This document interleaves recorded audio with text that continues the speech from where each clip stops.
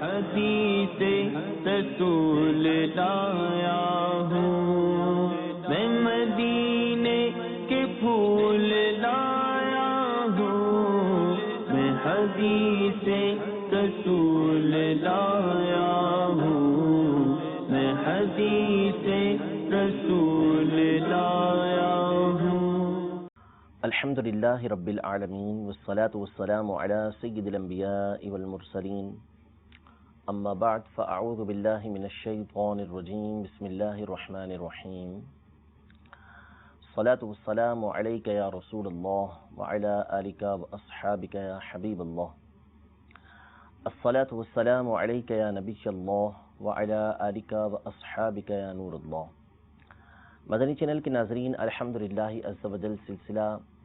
رسول اللہ صلی اللہ تعالیٰ علیہ وآلہ وسلم کی 40 احادیث میں حاضر ہیں۔ اس سلسلے میں الحمدللہ عز و جل ہم نے اب تک 14 احادیث طیبہ کا درس سن لیا ہے۔ آج انشاءاللہ تبارک و تعالیٰ نبی رحمت شفیع امت صلی اللہ تعالیٰ علیہ وآلہ وسلم کی ایک زبردست حدیث مبارکہ جو انسان کی تربیت میں انتہائی معاون ہے، مددگار ہے، کہ اگر انسان اس حدیث پاک کو اپنے نصب العین میں لے لے اور اس پر عمل کرنا شروع کر دے تو اس کی شخصیت ایسی سنورے گی کہ جس کا فائدہ نہ صرف اس کی ذات کو ہوگا بلکہ معاشرے میں بھی وہ ایک بہترین فرد کے طور پر شمار ہوگا، اور اس کی وجہ سے جو اس کے متعلقین ہیں ان کے اندر سکون رہے گا، معاشرے میں امن رہے گا، یعنی اس کی اپنی ذات کے تعلق سے۔ 15ویں حدیث امام نووی رحمۃ اللہ تعالی علیہ فرماتے ہیں، الحدیث الخامس عشر، یعنی 15ویں حدیث، عن ابی ہریرہ رضی اللہ تعالی عنہ ان رسول اللہ صلی اللہ تعالی علیہ وسلم قال من كان يؤمن بالله واليوم الآخر فليقل خيرا او ليصمت ومن كان يؤمن بالله واليوم الآخر فليكرم جاره ومن كان يؤمن بالله واليوم الآخر فليكرم ضيفه رواہ البخاری و مسلم۔ یعنی سیدنا ابو ہریرہ رضی اللہ تعالی عنہ روایت کرتے ہیں کہ رسول اللہ صلی اللہ تعالی علیہ وآلہ وسلم نے ارشاد فرمایا،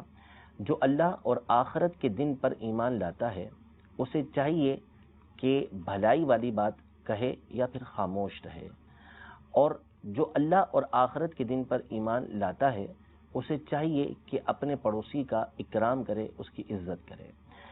اور جو اللہ اور آخرت کے دن پر ایمان لاتا ہے اسے چاہیے کہ اپنے مہمان کی تعظیم کرے، تکریم کرے۔ اس حدیث پاک کو امام بخاری نے اور امام مسلم نے اپنی صحیح کے اندر روایت کیا ہے۔ حافظ ابن حجر عسقلانی رحمۃ اللہ تعالی علیہ بخاری شریف کی شرح فتح الباری میں فرماتے ہیں کہ وَهَذَا مِن جَوَامِعِ الْكَلِمِ وَقَدِ اشْتَمَلَ الْحَدِيثُ عَلَى أُمُورٍ ثَلَاثَةٍ تَجْمَعُ مَكَارِمَ الْأَخْلَاقِ الْفِعْلِيَّةَ وَالْقَوْلِيَّةَ، یعنی یہ حدیث نبی کریم صلی اللہ تعالیٰ علیہ وسلم کے انتہائی جامع کلمات میں سے ہے، یعنی ان کلمات میں سے کہ جن میں الفاظ تھوڑے ہیں لیکن معانی بہت زیادہ ہیں، اسباق بہت زیادہ ہیں، مدنی پھول اس میں بہت زیادہ ہیں، اور یہ حدیث 3 باتوں کے اوپر مشتمل ہے۔ 3 باتیں حضور علیہ الصلوۃ والسلام نے اس میں ارشاد فرمائی ہیں جن کے ذریعے سے بندہ اخلاق کی جو اعلیٰ اقدار ہیں، بہترین جو اخلاق ہیں، چاہے وہ قول کے اعتبار سے ہوں، بولنے کے اعتبار سے ہوں، چاہے وہ فعل کے اعتبار سے ہوں، کام کے اعتبار سے ہوں، ان کو جمع کر لیتا ہے۔ یعنی اس حدیث پاک پر عمل کی وجہ سے اخلاق کے انتہائی درجے پر بندہ پہنچ سکتا ہے۔ سب سے پہلی بات، نبی رحمت شفیع امت صلی اللہ تعالیٰ علیہ وآلہ وسلم نے یہ ارشاد فرمائی کہ من کان یؤمن باللہ والیوم الآخر فلیقل خیرا او لیصمت، کہ جو اللہ اور آخرت کے دن پر ایمان لاتا ہے اسے چاہیے کہ یا تو خیر والی بات کہے یا پھر خاموش رہے۔ چونکہ انسان مدنی الطبع ہے، وہ تنہا نہیں رہ سکتا، انسان کو دوسرے انسانوں کے ساتھ مل کر ہی رہنا پڑتا ہے، اور لازمی طور پر اس کو اپنی حاجتوں کے لیے، اپنے کاموں کے لیے دوسرے لوگوں سے گفتگو کرنا پڑتی ہے، یا طبیعت کے تقاضے پورے کرنے کے لیے دیگر افراد سے اس نے گفتگو کرنی ہے۔ اب گفتگو اس کی کیسی ہونی چاہیے، کس طرح کی ہونی چاہیے؟ نبی رحمت شفیع امت صلی اللہ تعالیٰ علیہ وآلہ وسلم نے ایک مومن کے لیے اس کا قاعدہ بیان کر دیا کہ بات وہ ہونی چاہیے کہ جس کے اندر خیر ہو، یعنی خیر سے مراد یہ کہ اس کا نفع چاہے وہ دنیاوی اعتبار سے ہو، چاہے وہ دینی اعتبار سے ہو، وہ اس کو حاصل ہو یا دوسروں کو حاصل ہو، یعنی کم از کم اس کو حاصل ہو، اور ساتھ ہی ساتھ بہتر یہ ہے کہ اس کا نفع دوسروں کی طرف بھی لوٹے، دوسروں کو بھی اس کا فائدہ حاصل ہو۔ اگر تو گفتگو وہ ایسی کر سکتا ہے تو اس صورت میں وہ گفتگو کرے، ورنہ پھر وہ خاموش رہے۔ اب یہ گفتگو جو بندہ کرتا ہے، اس کے حوالے سے نبی رحمت شفیع امت کی کثیر احادیث طیبہ ہیں، جس میں حضور علیہ الصلوۃ والسلام نے ہماری اس زبان کی اہمیت کو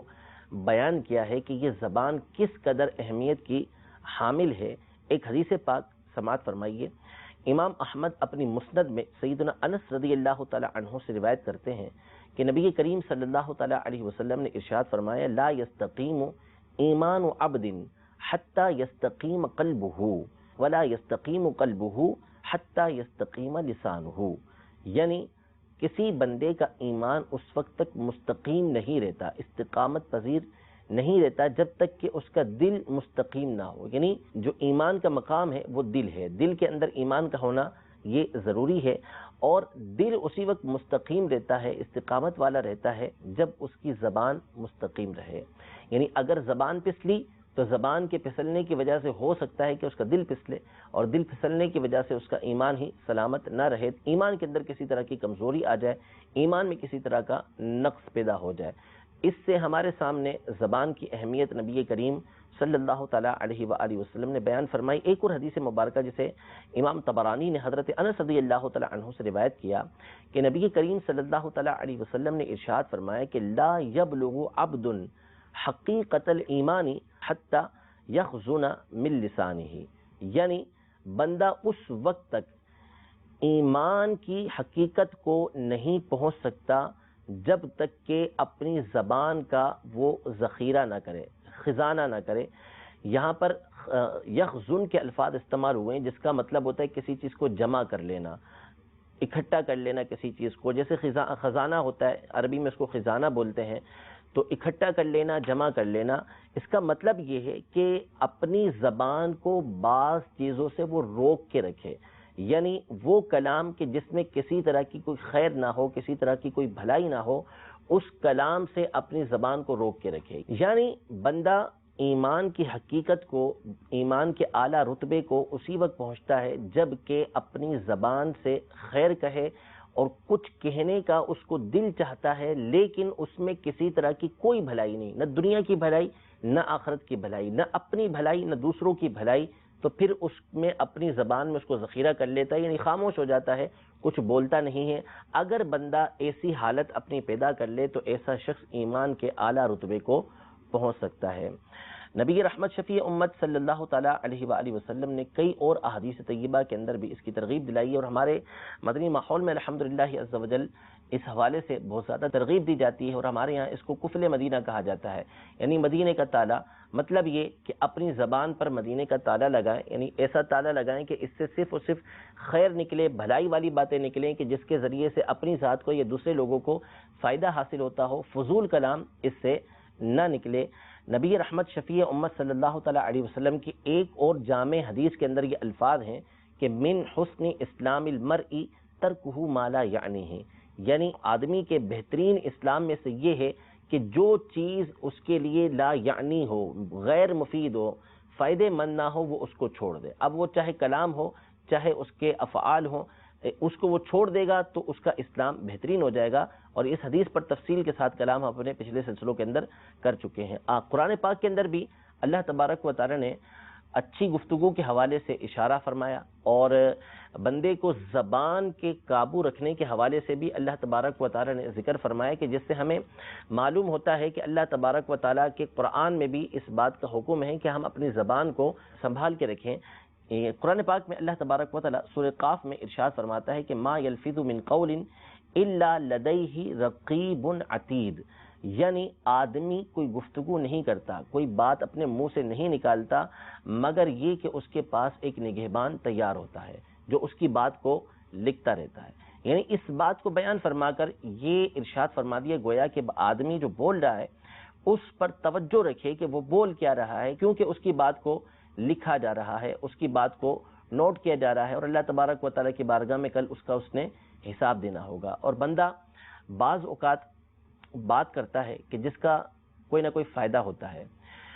چاہے وہ اس کی ذات کو ہوتا ہے چاہے دوسرے افراد کو ہوتا ہے، اور بعض اوقات وہ ایسی گفتگو کرتا ہے کہ جس میں نہ تو اس کا فائدہ ہوتا ہے نہ دوسروں کا فائدہ ہوتا ہے، اور بعض اوقات وہ گفتگو کرتا ہے کہ جس کی وجہ سے اس کی اپنی ذات کو نقصان پہنچتا ہے، اور کبھی وہ نقصان وہ ہوتا ہے کہ جو دنیاوی اعتبار سے اس کے لیے نقصان دہ ہوتا ہے، دنیا میں اس کو اس گفتگو کا نقصان پہنچتا ہے، اور بعض اوقات اس کی گفتگو کا نقصان وہ ہوتا ہے کہ جو اس کی آخرت کو تباہ و برباد کرتا ہے، اور بعض اوقات اس کی زبان سے وہ گفتگو نکلتی ہے کہ جو نہ صرف اس کے لیے نقصان دہ ہوتی ہے بلکہ معاشرے کے لیے بھی نقصان دہ ہوتی ہے، اور پھر معاشرے کے لیے نقصان دہ بعض اوقات تو ان کی دنیا کو تباہ و برباد کرنے والی ہوتی ہے، اور بعض اوقات ان کی دنیا کے ساتھ ساتھ ان کی آخرت کو بھی برباد کر دیتی ہے۔ نبی کریم صلی اللہ تعالیٰ علیہ وآلہ وسلم نے ارشاد فرمایا، امام بخاری اس حدیث پاک کو روایت کرتے ہیں کہ سیدنا ابو ہریرہ رضی اللہ تعالی عنہ نے ارشاد فرمایا کہ حضور علیہ الصلوۃ والسلام نے ارشاد فرمایا، ان العبد لیتکلم بالکلمۃ من رضوان اللہ تعالی ما یلقی لها بالا، یعنی آدمی کوئی کلمہ اللہ تبارک و تعالیٰ کی رضا والا کہتا ہے اور اس کو اس کا احساس بھی نہیں ہوتا، اسے معلوم نہیں ہوتا کہ میں نے اللہ تبارک و تعالیٰ کی رضا والا ایک کلمہ کہہ دیا ہے، یعنی وہ اس کو اتنا بڑا کلمہ نہیں سمجھتا، لیکن وہ ایک گفتگو کرتا ہے کہ جو اللہ تبارک و تعالیٰ کی رضا والی ہوتی ہے۔ ارشاد فرمایا، یرفعہ اللہ بہا درجات، اللہ تبارک و تعالیٰ ایسے بندے کے درجات کو بلند کر دیتا ہے، یعنی جنت کے اندر اللہ تبارک و تعالیٰ اس کو اعلیٰ مقام عطا فرمائے گا کہ وہ اس نے اللہ تبارک و تعالیٰ کی رضا والے کچھ کلمات ذکر کیے جس کا خود اس کو اتنا احساس نہیں، اور فرمایا وَإِنَّ الْعَبْدَ لَيَتَكَلَّمُ بِالْكَلِمَةِ مِنْ سَخْطِ اللَّهِ تَعَالَى لَا يَلْقِي لَهَا بَالًا يَهْوِي بِهَا فِي جَهَنَّمَ، یعنی بندہ کوئی کلمہ کہتا ہے کہ جو اللہ تبارک و تعالیٰ کی ناراضی پر مشتمل ہوتا ہے، اللہ تبارک و تعالیٰ کو ناراض کرنے والا ہوتا ہے، اور اس کو اس کا احساس بھی نہیں ہوتا کہ میں نے کیا کلمہ کہہ دیا، اور اس کی وجہ سے وہ جہنم کی گہرائیوں کے اندر جا پڑتا ہے۔ یہ ہے بندے کا اخروی نقصان کہ جو زبان کو قابو میں نہ رکھنے کی وجہ سے ہوا۔ دنیا کے اندر بھی اس کی بہت ساری مثالیں ہوتی ہیں، علماء فرماتے ہیں، حکماء فرماتے ہیں، سمجھدار لوگ فرماتے ہیں کہ بندہ خاموش رہ کر کبھی نہیں پچھتاتا، بول کر ہمیشہ پچھتاتا ہے کہ اس نے بولا کیا۔ اگر وہ اس کا احساس نہ کرے کہ میں نے کیا بولا ہے، اور پہلے سے وہ سوچ نہ لے، تول نہ لے کہ میں نے کیا بولنا ہے، تو نتیجہ یہ نکلتا ہے کہ وہ کلمہ اس کے لیے دنیاوی اعتبار سے کئی مرتبہ نقصان کا سبب بنتا ہے، اور بعض اوقات وہ کلمہ اس کا ایسا ہوتا ہے کہ جو دوسروں کو ضرر پہنچانے والا ہوتا ہے، کسی کی دل آزاری کر دی، کسی کو نعوذ باللہ من ذالک گالی دے دی، تو یہ تمام کے تمام زبان سے جو کلمات نکلے ہیں وہ دوسرے کو ضرر پہنچانے والے ہیں، یہ دنیاوی اعتبار سے نقصان دہ ہوگا۔ اور بعض اوقات بندہ دین کی سمجھ بوجھ نہیں رکھتا، اسے دین کے بارے میں معلومات نہیں ہوتی کہ اس کا دینی معیار ایسا نہیں ہوتا، لیکن اس کے باوجود وہ دین کے دقیق معاملات کے اندر، دین کے مسائل کے اندر گفتگو کرنا شروع کرتا ہے، اور نتیجہ یہ نکلتا ہے کہ خود بھی گمراہ ہوتا ہے اور لوگ جو اس کے پیچھے چل رہے ہوتے ہیں ان کو بھی گمراہ کر دیتا ہے۔ تو یہ زبان کا وہ نقصان ہوتا ہے کہ جو اس کی اپنی آخرت کو بھی خراب کرتا ہے، اس کے اپنے دین کو بھی خراب کرتا ہے، دوسروں کے دین کو بھی خراب کرتا ہے۔ علماء نے اپنی کتابوں کے اندر گفتگو کے آداب بیان کیے ہیں، اور خصوصی طور پر 3 درجات علماء نے بیان کیے ہیں کہ بندے کو کون سا کلام کرنا چاہیے اور کون سا کلام نہیں کرنا چاہیے۔ سب سے پہلے تو بندے کو کلام کرتے ہوئے سوچ لینا چاہیے کہ میں جو کلام کر رہا ہوں یہ کیوں کر رہا ہوں۔ کل بروز قیامت مجھے ایک ایک کلمے کا اللہ تبارک و تعالیٰ کی بارگاہ میں حساب دینا ہے۔ پھر اس کے بعد جو کلام وہ کر رہا ہے وہ ہونا چاہیے کہ جس کے ذریعے سے وہ دوسروں کو نفع دے رہا ہو اور دوسروں کو فائدہ پہنچا رہا ہو۔ اس کلام کے اندر دوسروں کے لیے، اپنی ذات کے لیے کوئی فائدہ ہونا چاہیے، وہ لغو کلام نہیں ہونا چاہیے، وہ فضول کلام نہیں ہونا چاہیے، یعنی ایسا کلام نہیں ہونا چاہیے کہ جس کی وجہ سے اس کو اللہ تبارک و تعالیٰ کی بارگاہ میں کسی طرح کی شرمندگی ہو۔ قرآن پاک میں اللہ تبارک و تعالیٰ نے جہاں کامل مومنوں کی نشانی بیان فرمائی کہ جن کو اللہ تبارک و تعالیٰ فلاح عطا فرماتا ہے، یعنی دنیا اور آخرت کی کامیابی عطا فرماتا ہے، ان کی یہ نشانی بیان کی کہ والذین هم عن اللغو معرضون قد افلح المؤمنون الذین هم فی صلاتهم خاشعون والذین هم عن اللغو معرضون، یعنی فلاح پائی مومنوں نے، ان مومنوں نے کہ جو اپنی نمازوں میں گڑ گڑاتے ہیں اور لغو چیز سے وہ اعراض کرتے ہیں، لغو بات سے وہ دور رہتے ہیں، پرہیز کرتے ہیں۔ یعنی ایسی بات کہ جس میں کسی طرح کا کوئی فائدہ نہیں بلکہ نقصان ہے، وہ اس سے دور رہتے ہیں۔ نمبر 2، بعض اوقات گفتگو وہ ہوتی ہے کہ جو مباح ہوتی ہے، کرنا درست ہوتا ہے، اسے کیا جا سکتا ہے، لیکن اس میں کسی طرح کا کوئی فائدہ نہ بندے کو حاصل ہوتا ہے نہ دوسروں کو حاصل ہوتا ہے، اگرچہ کہ اس کا گناہ نہیں، لیکن اس کے باوجود شریعت مطہرہ ایسی گفتگو کی کثرت کو ناپسند کرتی ہے۔ چنانچہ سیدنا عمر رضی اللہ تعالی عنہ کا فرمان ہے کہ من کثر کلامہ کثر سقطہ ومن کثر سقطہ کثرت ذنوبہ ومن کثرت ذنوبہ کانت النار اولا بہ، یعنی جس کی گفتگو زیادہ ہوتی ہے، جو بہت زیادہ بولتا ہے، بولتا ہی رہتا ہے، تو اس کی غلطیاں زیادہ ہوتی ہیں، اور جس کی غلطیاں زیادہ ہوتی ہیں تو اس کے گناہ بھی زیادہ ہوتے ہیں، اور جس کے گناہ زیادہ ہوں تو آگ اس کے زیادہ لائق ہے، یعنی جہنم اس کے زیادہ لائق ہے۔ جب گناہ زیادہ ہو جائیں گے تو وہ جہنم کا کہیں مستحق قرار نہ پائے، اس لیے جو گفتگو وہ ہو کہ جس میں کسی طرح کا گناہ نہ بھی ہو، تو اس سے بھی بندے کو جو ہے وہ کم سے کم وہ گفتگو کرنی چاہیے، اس میں بھی اچھی نیت بندے کو کرنی چاہیے تاکہ اس کی وہ گفتگو اس کے لیے آخرت کے لیے مفید ہو سکے۔ نبی کریم صلی اللہ تعالیٰ علیہ وسلم کا ایک فرمان ہے، ترمذی شریف کے اندر یہ حدیث پاک ہے، ابن عمر رضی اللہ تعالیٰ عنہما اس حدیث پاک کے راوی ہیں، ارشاد فرمایا حضور علیہ الصلوۃ والسلام نے، لا تکثروا الکلام بغیر ذکر اللہ فإن کثرۃ الکلام بغیر ذکر اللہ قسوۃ للقلب، یعنی گفتگو زیادہ نہ کرو جو اللہ تبارک و تعالیٰ کے ذکر کے علاوہ ہو، یعنی اللہ تبارک و تعالیٰ کے ذکر کے علاوہ جو گفتگو ہے وہ بکثرت نہ کرو، اللہ تبارک و تعالیٰ کا ذکر بکثرت کرو، اللہ تبارک و تعالیٰ کو بکثرت یاد کرو، کثیر اوقات میں بار بار اسے یاد کرتے رہو، اس کے پیارے بندوں کو یاد کرتے رہو، اس کے علاوہ دوسری گفتگو زیادہ نہ کرو، اس لیے کہ اللہ تبارک و تعالیٰ کے ذکر کے علاوہ جو گفتگو کثیر ہوتی ہے، زیادہ ہوتی ہے، وہ دل کی سختی کا سبب ہوتی ہے، دل کو وہ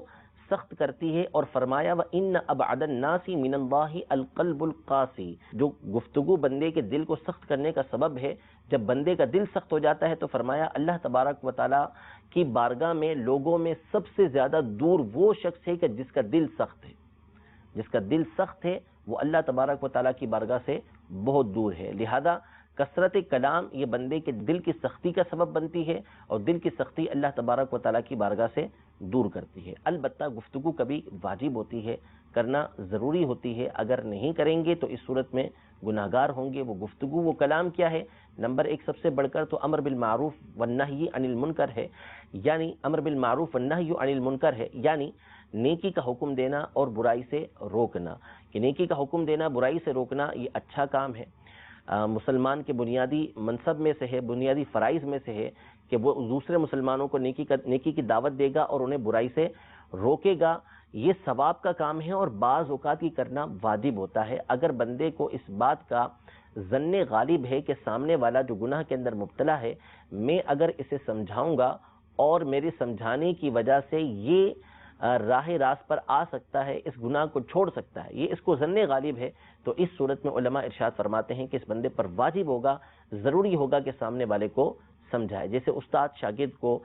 والدین اپنے بچے کو، یا دوست ایسا دوست کے سامنے والا اس کی بات کو مانتا ہے، یا کوئی بھی شخص کے جس کے بارے میں اس کا ظن غالب بنتا ہے کہ میں اس کو سمجھاؤں گا تو میری بات کو یہ سمجھ لے گا، تو اب اس کو سمجھانا یہ واجب ہو جائے گا۔ اسی طرح جہاں شریعت مطہرہ نے گفتگو کا حکم دیا، مثلا کسی مفتی اسلام سے سوال کیا گیا اور اب اس پر جواب اس کا دینا واجب ہو گیا، تو اب اس کے لیے ضروری ہوگا کہ وہ اس کو سمجھائے گا، اس کو اس کا جواب دے گا۔ یوں ہی کسی نے کسی کو سلام کیا تو سلام اگر ملاقات کا سلام ہے کہ جو سلام تحیت کہلاتا ہے، اس کا جواب دینا بندے پر واجب ہو گیا، تو اب یہ نہیں ہو سکتا کہ وہ خاموش رہے اور اشارے سے اس کو سلام کا جواب دے، بلکہ اس پر ضروری ہوگا کہ وہ اس کو سلام کا جواب دے گا۔ یوں ہی چھینک کسی کو آئی اور اس نے الحمدللہ کہا تو جواباً یرحمک اللہ کہنا کی سامنے والے پر واجب ہوا کرتا ہے، اور اتنی آواز سے واجب ہوتا ہے کہ جس نے چھینکا ہے وہ سن لے، تو اتنی آواز سے جواب دینا بھی بندے کے اوپر لازم ہو جائے گا۔ اب یہاں پر خاموشی کے ساتھ گزارا نہیں ہو سکتا، یہاں پر گفتگو کرنا یہ ضروری ہے۔ تو بہرحال باہر صورت بندے کو اپنی زبان پر یہ قابو رکھنا چاہیے اور وہی گفتگو کرنی چاہیے کہ جو اس کے لیے، دوسروں کے لیے، اس کی آخرت کے لیے اور اس کی دنیا کے لیے مفید ہو۔ دوسری بات، نبی کریم صلی اللہ تعالیٰ علیہ وآلہ وسلم نے ارشاد یہ فرمائی کہ وَمَنْ كَانَ يُؤْمِنُ بِاللَّهِ وَالْيَوْمِ الْآخِرِ فَلْيُكْرِمْ جَارَهُ، یعنی جو اللہ تبارک و تعالیٰ اور آخرت کے دن پر ایمان لاتا ہے وہ اپنے پڑوسی کا اکرام کرے۔ مسلمان کے کامل ایمان میں سے اور اس کے سچے اسلام میں سے یہ ہے کہ وہ اپنے پڑوسی کے ساتھ بھلائی کا سلوک کرے۔ اسلام وہ دین ہے کہ جس نے پڑوسی کے حقوق اتنے زیادہ بیان کیے ہیں کہ کسی اور شریعت کے اندر ایسے حقوق بیان نہیں کیے گئے۔ جیسا کہ ابتدا میں عرض کی کہ انسان چونکہ مدنی الطبع ہے، یعنی اکیلا نہیں رہتا، مل جل کر رہتا ہے، دوسروں کا وہ محتاج ہوتا ہے، اس کے پڑوسی ہوتے ہیں، تو اس لیے نبی کریم صلی اللہ تعالیٰ علیہ وآلہ وسلم نے عین فطرت کے مطابق، انسانی طبیعت کے مطابق اس بات کو بیان کیا کہ اس کے پڑوسی ہیں تو پڑوسی کے ساتھ اس نے مل کر رہنا ہے۔ تو فرمایا کہ فَلْيُكْرِمْ جَارَهُ، اسے چاہیے کہ اپنے پڑوسی کے ساتھ اچھا سلوک کرے۔ ہمارا دین اسلام پڑوسی کے وہ حقوق بیان کرتا ہے کہ کسی بھی دین کے اندر، کسی بھی شریعت کے اندر پڑوسی کے اتنے حقوق بیان نہیں کیے گئے، یہاں تک کہ نبی کریم صلی اللہ تعالیٰ علیہ وآلہ وسلم کی حدیث مبارکہ جسے امام بخاری نے سیدنا عائشہ صدیقہ رضی اللہ تعالیٰ عنہا سے روایت کیا، ارشاد فرمایا کہ ما زال جبریل یوصینی بالجاری حتی ظننت انہ سیورثہ، یعنی جبریل امین علیہ السلام مجھے مسلسل پڑوسی کے بارے میں وصیت کرتے رہے، بتاتے رہے، یہاں تک کہ میں نے یہ گمان کیا کہ جبریل امین پڑوسی کو وارث بنا دیں گے، یعنی پڑوسی کو وراثت میں سے حصہ مقرر کروا دیں گے۔ اتنے زیادہ حقوق جبریل امین علیہ السلام نے نبی کریم صلی اللہ تعالیٰ علیہ وسلم کے سامنے پڑوسی کے بیان کیے کہ اب یہ گمان ہونے لگا کہ کہیں ایسا نہ ہو کہ انتقال کے بعد جس طرح ورثاء کو مال میں سے حصہ ملتا ہے، اسی طرح پڑوسی کو بھی اس کے مال میں سے حصے دار بنا دیا جائے۔ تو اتنے زیادہ حقوق ہماری شریعت مطہرہ نے یہ بیان کیے ہیں۔ احادیث طیبہ اور اس باب کے اندر بہت زیادہ ہیں۔ ایک حدیث پاک کے اندر ہے، یہ بھی بخاری شریف کی حدیث مبارکہ ہے، سیدنا ابو شریح رضی اللہ تعالی عنہ اس حدیث کے راوی ہیں۔ نبی کریم صلی اللہ تعالی علیہ وآلہ وسلم نے ارشاد فرمایا واللہ لا یؤمن، واللہ لا یؤمن، واللہ لا یؤمن، 3 دفعہ ارشاد فرمایا اللہ کی قسم وہ شخص مومن نہیں ہو سکتا، یعنی کامل مومن نہیں ہو سکتا، اللہ کی قسم وہ شخص مومن نہیں ہو سکتا، اللہ کی قسم وہ شخص مومن نہیں ہو سکتا۔ عرض کی گئی کہ قیلا من یا رسول اللہ، عرض کی گئی کہ وہ کون ہے یا رسول اللہ صلی اللہ تعالی علیہ وسلم؟ قال من لا یأمن جارہ بوائقہ، یعنی وہ شخص کہ جس کا پڑوسی اس کی شرارتوں سے، اس کی اذیتوں سے محفوظ نہ ہو، امن میں نہ ہو، یعنی جس کا پڑوسی اس کی شرارتوں سے، اس کی اذیتوں سے امن کے اندر نہیں ہے۔ نبی کریم صلی اللہ تعالی علیہ وسلم اس شخص کے لیے فرما رہے ہیں کہ ایسا شخص کامل مومن نہیں ہو سکتا۔ ہم سب کو غور کر لینا چاہیے کہ کیا ہمارے پڑوسی ہماری شرارتوں سے یا ہماری اذیتوں سے، ہماری دی ہوئی تکلیفوں سے محفوظ ہیں یا نہیں ہیں۔ ہر بات پر غور کرنا یہ انتہائی ضروری ہے۔ ایک حدیث مبارکہ مزید سماعت فرمائیے، نبی کریم صلی اللہ تعالی علیہ وسلم کی حدیث پاک ہے، مسند احمد اور مستدرک حاکم میں سیدنا ابو ہریرہ رضی اللہ تعالی عنہ سے مروی ہے۔ عرض کی گئی یا رسول اللہ صلی اللہ تعالی علیہ وسلم ان فلانۃ تصلی باللیل وتصوم النہار وفی لسانها شیء تؤذی جیرانها سلیطۃ، یعنی ایک عورت ہے کہ جو رات میں نماز پڑھتی ہے اور دن میں روزہ رکھتی ہے، لیکن اس کی زبان کے اندر گڑبڑ ہے اور وہ اپنے پڑوسیوں کو اذیت دیتی ہے، یعنی لمبی زبان والی ہے، سخت زبان والی ہے کہ جس کے ذریعے سے اپنے پڑوسیوں کو حکم دیتی ہے، حالانکہ دن میں روزہ رکھتی ہے اور رات میں نماز ادا کرتی ہے۔ حضور علیہ الصلوۃ والسلام نے فرمایا لا خیر فیہا ہی فی النار، اس میں کسی طرح کی کوئی خیر نہیں، وہ جہنم کے اندر ہے۔ پھر عرض کی گئی کہ ان فلانۃ تصلی المکتوبۃ وتصوم رمضان وتتصدق بالاطوار من الاقط وليس لها شيء غيره ولا تؤذي بلسانها جيرانها، یعنی ایک عورت ہے کہ جو فرض نماز ادا کرتی ہے، یعنی نوافل کی کثرت نہیں کرتی اور رمضان کے روزے رکھتی ہے اور پنیر کے ٹکڑے صدقہ کرتی ہے اور اس کے علاوہ اور کچھ نہیں کرتی، یعنی اور زیادہ عبادتیں اس کی بہت زیادہ نہیں ہیں، لیکن اپنی زبان کے ذریعے اپنے پڑوسیوں کو نقصان نہیں پہنچاتی، ان کو اذیت نہیں دیتی، ان کو تکلیف نہیں دیتی۔ ارشاد فرمایا ہی فی الجنتی، یہ عورت جنت کے اندر ہے۔ یعنی اگر وہ اپنے پڑوسیوں کے ساتھ اچھا سلوک کر رہی ہے تو بہت زیادہ عبادت نہ ہونے کے باوجود اس کے بارے میں یہ بشارت دی کہ وہ جنت کے اندر ہے۔ فرائض کی ادائیگی کے بعد یہ اگر اس طرح کا اچھا سلوک کیا اس نے تو اللہ تبارک و تعالیٰ اپنی رحمت سے اس کو جنت عطا فرمائے گا۔ ہمارے یہاں پر عمومی طور پر ان چیزوں کا لحاظ نہیں کیا جاتا۔ اچھے بھلے نمازی پرہیزگار لوگ بھی اپنے پڑوسیوں کی اذیت کا سبب بنتے ہیں، ان کو اس حدیث پاک سے عبرت حاصل کرنی چاہیے۔ پڑوسیوں کے ساتھ احسان کرنے کے حوالے سے علماء نے بکثرت باتیں لکھی ہیں۔ سب سے پہلی بات سیدنا عمر رضی اللہ تعالی عنہ سے مروی ہے، ارشاد فرمایا کہ لا یشبع المؤمن دون جارہ، یعنی ایسا نہیں ہو سکتا کہ مومن کا پڑوسی بھوکا رہے اور وہ خود پیٹ بھر کر کھائے۔ اور امام حاکم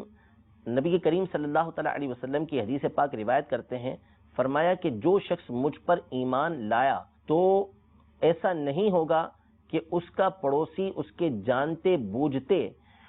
بھوکا رہے اور یہ خود پیٹ بھر کر سویا رہے، یعنی اس کا پڑوسی بھوکا ہے اور یہ جانتا ہے اور خود پیٹ بھر کر سو گیا۔ مجھ پر ایمان لانے والا شخص ایسا نہیں ہو سکتا، یعنی جو ایمان لایا اس کو چاہیے کہ وہ اپنے پڑوسی کے ساتھ ایسا سلوک کرے کہ اگر پڑوسی غریب ہے، مدد کا مستحق ہے تو اس کا خیال کرے، اگر اس کے یہاں کھانا نہیں ہے تو اس تک کھانا پہنچائے۔ صحیح مسلم کی مشہور حدیث مبارکہ ہے، سیدنا ابو ذر غفاری رضی اللہ تعالی عنہ روایت کرتے ہیں، آپ فرماتے ہیں کہ اوصانی خلیلی، مجھے میرے خلیل یعنی میرے آقا صلی اللہ تعالی علیہ وآلہ وسلم نے اس بات کی وصیت کی، حکم دیا کہ جب میں شوربہ پکاؤں تو شوربے میں پانی زیادہ کر دوں، پھر میں اپنے پڑوسیوں کو دیکھوں، پھر اس میں سے جو میں نے شوربہ زیادہ کیا ہے وہ ان تک پہنچا دوں۔ یہ نبی کریم صلی اللہ تعالیٰ علیہ وسلم کی تعلیم ہے کہ پڑوسیوں کا لحاظ رکھنا، کہ شوربہ بنایا، گوشت بنایا تو وہ لوگوں تک پہنچا دینا، اور خاص طور پر عورتوں کو اس بات کی تنبیہ کرتے ہوئے نبی کریم صلی اللہ تعالیٰ علیہ وآلہ وسلم نے یہ ارشاد فرمایا کہ وہ پڑوسیوں تک ہدیہ پہنچائیں، یعنی اپنی پڑوسنوں کو وہ اپنی خیرخواہی کے اندر یاد رکھیں، بلکہ یہاں تک ارشاد فرمایا کہ کوئی بھی بکری کا جو کھور ہوتا ہے اس کو بھی کمتر نہ جانے، یعنی اگر تھوڑا سا بھی گھر کے اندر موجود ہے تو کچھ نہ کچھ اپنے پڑوسیوں کو ضرور پہنچائے، اور پڑوسیوں کے پاس اگر تھوڑا سا بھی پہنچا ہے تو وہ اس کو حقیر نہ جانے بلکہ اپنے پڑوسی کا تحفہ سمجھ کر اس کو قبول کریں۔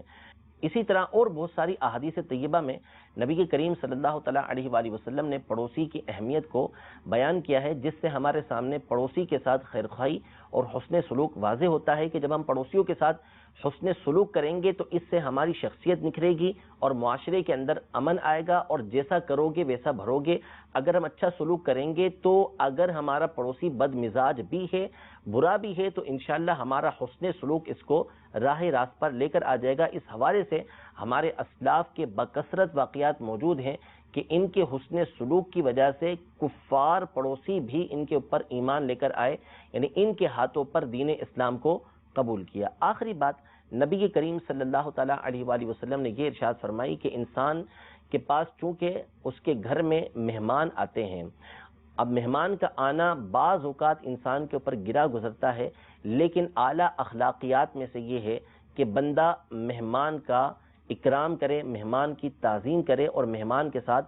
حسن سلوک کرے۔ لہذا جب مہمان گھر میں آئے تو پھر اس کی عزت اور اس کی تعظیم کرے، عزت والی جگہ پر اس کو بٹھائے، گھر میں جو حاضر ہے وہ بھی اسے پیش کرے، اور اس کی اگر گنجائش ہے تو اس سے بڑھ کر مہمان کو وہ پیش کرے۔ مہمان جب گھر کے اندر آئے تو اس کے ساتھ اچھی گفتگو کرے، اس کو کمپنی دے، اس کے ساتھ وقت گزارے، یہ انتہائی بندے کے لیے ضروری ہے۔ اگر وہ ان حقوق کو ادا کرے گا تو اس سے اس کی شخصیت نکھرے گی، لوگوں کے درمیان اس کا تاثر اچھا جائے گا کہ یہ اپنے گھر میں آنے والوں کے ساتھ سلوک